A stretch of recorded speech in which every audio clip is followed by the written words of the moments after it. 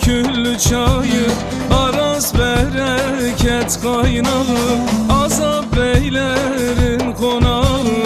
Sen sevdamsın can orasa, haran misafir otağı, hasretimsin can orasa.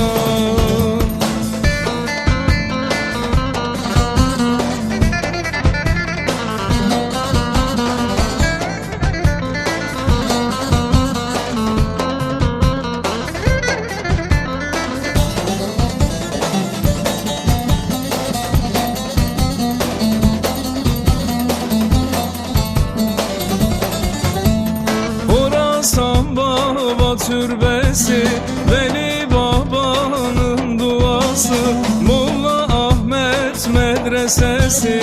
Sen sevdamsın can orasa, Mevlüt Baba'nın türbesi, hasretimsin sen orasa.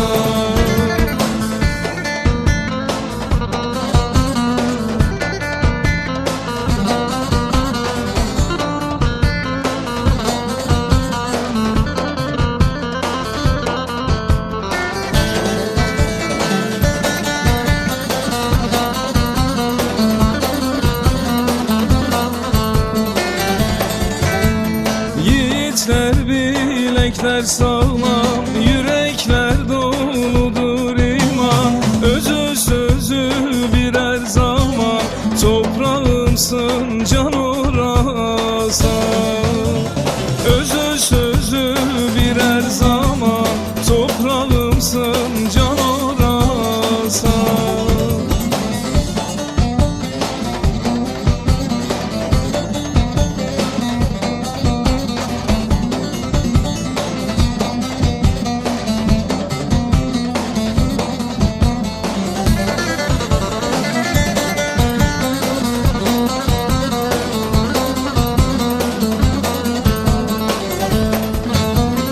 Uşar'dan Ağrı Kars'ı, Erzurum'la Van arası, hepsinin sensin molası, durağımsın can orasa.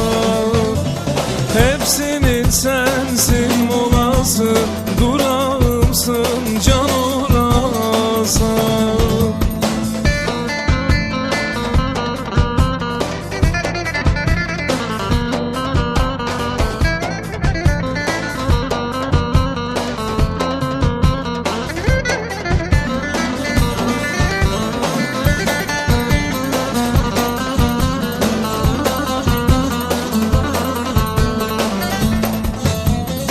Üskühat derlerdi sana, meydan okudun zamana.